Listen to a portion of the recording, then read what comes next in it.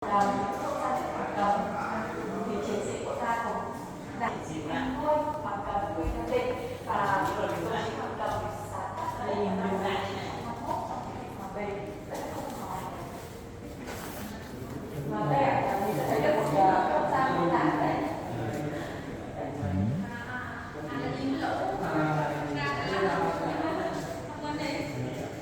Khám chữa bệnh này giống như thật đấy.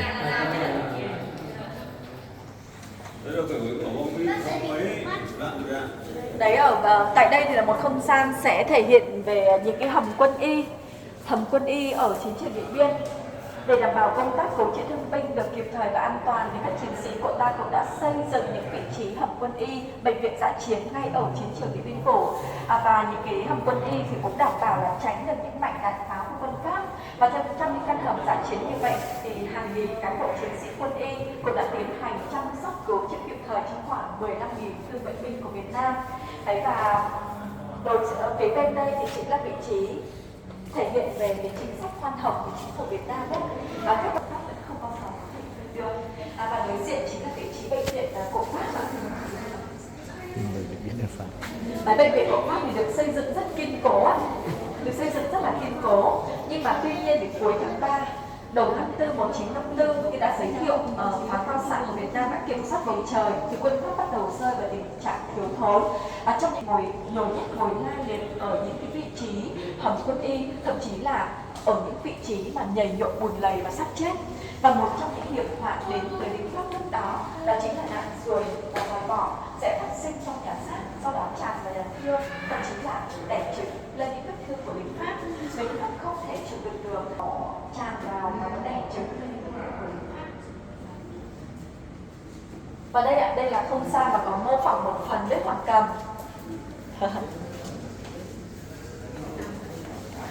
Trong cái bếp không khói thì không gian mô phỏng một phần bếp Hoàng Cầm. Ở Mường Phăng thì mình sẽ thấy được không gian ngoài thực tế ở sở chỉ huy của Bắc Sát ấy. Thì như nhà mình thấy là phía trước, đây là một phần phía trước, mô phỏng phía trước của bếp. Nối với hồ đun thì bao giờ sẽ có những cái rãnh thoát khói và những cái đường hào thoát khói là lộ thiên. Sau đó chiến sĩ tiến hành là phủ những lớp lá cây tươi, sau đó sẽ phủ lớp đất tơi lên, và khi đun củi thì sẽ tiến hành tưới nước để cho đất ẩm, và những làn khói tỏa ra về phía sau đó tỏa lên trên bay là ở mặt tấn công. Trong đợt tấn công thứ 3 trong tổng số 3 đợt tấn công vào tập đoàn của Pháp, và đợt tấn công thứ 3 thì diễn ra từ ngày mùng 1 đến ngày mùng 7 tháng 5 1954. Ta đánh chiếm những cái vị trí cứ điểm còn lại ở trung tâm Mường Thanh. Và phía đối diện thì đây chính là một trong 12 giàn hỏa tiễn 6 chiếc xa do Liên Xô hỗ trợ Việt Nam. Trong chiến dịch Điện Biên, người ta có Liên Xô viện trợ ở 12 dàn hỏa tiễn H6 Katyusha và pháo cao xạ. Và những cái dàn hỏa tiễn này thì ta được viện trợ và đến chiến trường Điện Biên khá muộn, cuối tháng 4 1954 mới có ở chiến trường Điện Biên Phủ. Tuy rằng là được viện trợ muộn, thế nhưng mà sức mạnh của những dàn hỏa tiễn này với những làn đạn bắn dồn dập vào mục tiêu đã khiến cho lực lượng của quân Pháp cũng như là pháo của quân Pháp đã bị tại vị trí trận địa cũng đã tê liệt hoàn toàn, và đó cũng chính là thời cơ quan trọng để đóng tổng công kích trên toàn trận. Và phía sau gia đình thì được quốc tế của 8 giờ 30 phút tối 6 tháng 5 1954, và theo nội dung bản mệnh lệnh thì một là thời gian quyết định từ 8 giờ 30 phút không được chậm đến 8 giờ rưỡi rồi tăng một bộc phá. Lực lượng pháo của ta bắn lần thứ nhất, bộ binh khác vừa thực tế xung phong và hang ca và phân khu sẽ phải lấy giờ cho đúng để điều động tác chiến. Đấy, và cái bản mệnh lệnh đã được thực hiện đúng là 8 năm rồi không hoạt động rồi chúng ta sẽ thấy được phải truyền hỏa của đột phá đấy. 960 kg phương án an toàn và làm sao sẽ sử dụng máy điều hòa để miễn hỏa không bộc phá. Nhưng trong trường hợp nếu như mà có bộc phá mà nổ theo phương án an toàn không thành công thì cũng có phương án cảm tử, và lúc đó thì hai đồng chí Nguyễn Bạch, Nguyễn Điền bộc phá nếu như mà việc hỏa tiến thành công, tức là hai đồng chí sẽ mang lựu đạn theo người, sau đó đến sát tới vị trí khối công nghiệp lớn và sẽ giật kích nổ trên lựu đạn để kích hoạt không bộc phá. Thế thì cũng rất may mắn là khi mà đẩy theo độ một tháng thì chúng ta đã tiến phải học viện Biển Đông với một tháng trọng đúng dự định. Và ở đây chính là vị trí có mô phỏng về hầm đờ cát. Và hầm đờ cát thì chính là tên gọi mà người dân ở Điện Biên đặt cho con hầm, bởi đây chính là nơi mà có đờ cát chỉ huy ở và chỉ huy. Và tại vị trí hầm đờ cát này, vào chiều 7 tháng 5 1954, 7 tháng 5 1954, lá cờ quyết chiến thắng của Chủ tịch Hồ Chí Minh đã phát nhau tung bay trên thảm đờ cát có hiệu dòng chiến thắng. Ở bên này mình cũng sẽ thấy được một số hình ảnh sau chiến thắng Điện Biên thì lực lượng bộ đội cũng đã tiến hành là thu dọn chiến trường. Đấy, những loại đạn pháo ở trong khu vực chiến trường thời đó rất là nhỏ. Và những chiếc xe sử dụng xe tăng hoặc chiến dễ dàng trên chiến trường và một số địa hình rồi với những tham báo như vậy thì Việt Nam đã thấy một số những cái phù hiệu của các đơn vị lính khác tham gia ở trận đánh Điện Biên.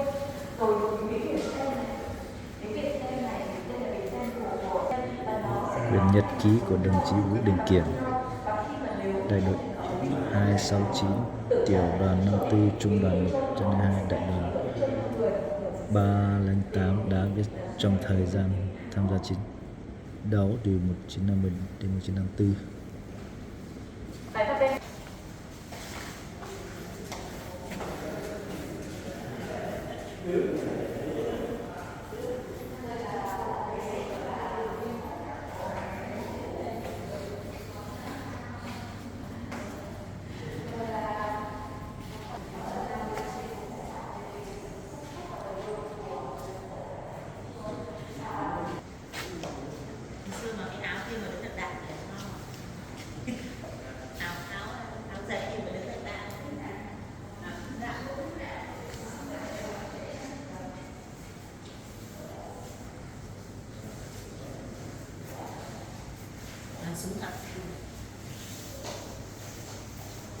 Đấy rồi gia đình cũng sẽ thấy được một số những kỷ vật, một số những kỷ vật của chiến sĩ Điện Biên Văn xưa và các bác phổ biến tặng cho trưng bày của họa sĩ học viên chiến trường của nhân dân. Khi mà trong cuốn nhật ký này thì bác còn ra và trong kỷ cuốn nhật ký thì mình sẽ nhân vật trong được viết trong cuốn nhật ký là những chiến sĩ bảo vệ.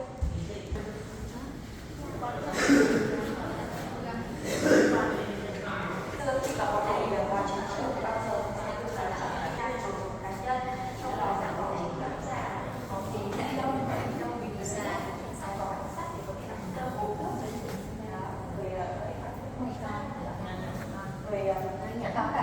Pháo là pháo 150. Sau chiến tranh còn thấy pháo này.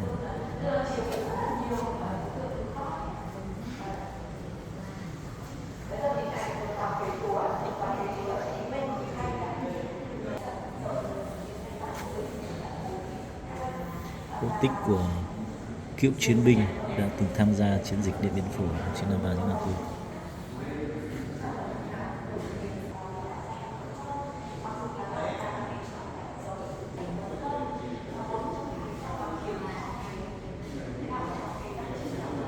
Đồng chí của Phan viết về Điện Biên Phủ.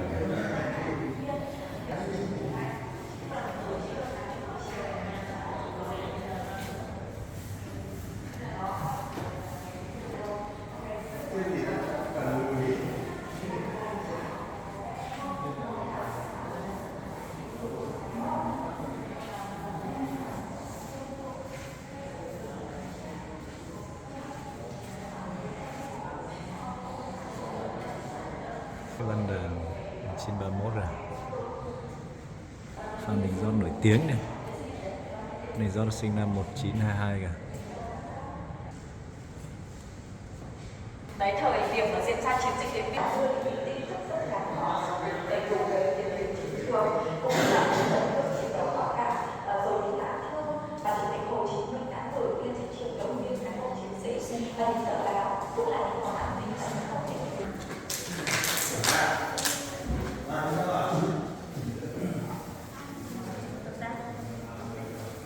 Và cũng chỉ là không gian cuối cùng tại nhà trưng bày với chân dung của 32 đồng chí đã vinh dự được Đảng và Nhà nước phong tặng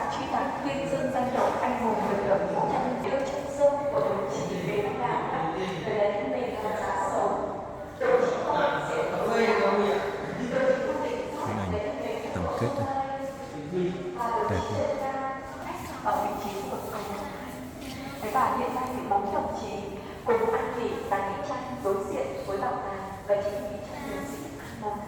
Vậy trong số 32 đồng chí ở đây, anh chị trong đó